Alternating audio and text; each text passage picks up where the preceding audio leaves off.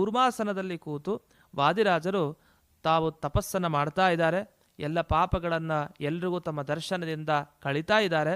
ಯಾಕೆಂದರೆ ಪಾಪಗಳು ಕಳೀಬೇಕು ಅಂದರೆ ವಾದಿರಾಜರಿಂಥ ರೂಪ ನೋಡಿದರೆ, ಚಿಂತನೆ ಮಾಡಿದರೆ ಸಾಕಂತೆ. ಒಂದು ಮಾತಿದೆ, ಅಗ್ನಿಚಿತ್ ಕಪಿಲ ಸತ್ರಿ ಅಂತ ಒಂದು ಮಾತು. ಅಂದರೆ ಯಾರು ಅಗ್ನಿಹೋತ್ರ ಮಾಡ್ತಾ ಇದ್ದರೆ ಜೀವನವಿಡೀ ಅಂಥವ್ರು ನೋಡಿದರೆ, ಕಪಿಲ ಗೋವನ್ನು ನೋಡಿದರೆ, ಅಥವಾ ಒಳ್ಳೆ ದೊಡ್ಡ ದೊಡ್ಡ ಯಾಗ ಮಾಡ್ತಾ ಕೂತಿರ್ತಾರಲ್ಲ ಅಂಥವ್ರನ್ನ ನೋಡಿದರೆ, ಅಂದರೆ ದೀಕ್ಷಿತರು ಅಂತ ಕರಿತೀವಿ, ಸುಮಾರು ದಿವಸಗಳ ಕಾಲ ಅಲ್ಲಿ ಯಾಗದಲ್ಲಿ ಕೂತಿರ್ತಾರೆ ಅಂಥ ಮಹಾನುಭಾವರು. ಹಾಗೆ ಈ ಸನ್ಯಾಸಿಗಳು, ಇವರನ್ನೆಲ್ಲ ನೋಡಿದ ಕೂಡಲೇ ನಮಗೆ ಶುದ್ಧಿ ಅಂತೆ. ಅವರ ಸೇವೆ ಅದೆಲ್ಲ ನಂತರ, ಅವರು ನೋಡಿದ ಕೂಡಲೇ ನಮ್ಮ ಪಾಪಗಳೆಲ್ಲ ಕಳೆಯುತ್ತೆ. ಆವಾಗ ನಮಗೆ ಅಧಿಕಾರ ಬರುತ್ತೆ ಅವರ ಸೇವೆಯನ್ನು ಮಾಡಲಿಕ್ಕೆ ಅಂತ. ಅದಕ್ಕೋಸ್ಕರ ಅವರ ದರ್ಶನ ಮಾಡಿದ ಕೂಡಲೇ ದರ್ಶನಾದೇವ ಸಾಧವ ಅಂತ, ದರ್ಶನ ಮಾಡಿದ ಕೂಡಲೇ ನಮ್ಮ ಪಾಪಗಳ ರಾಶಿ ಪರಿಹಾರ ಆಗುತ್ತೆ. ಅಂಥ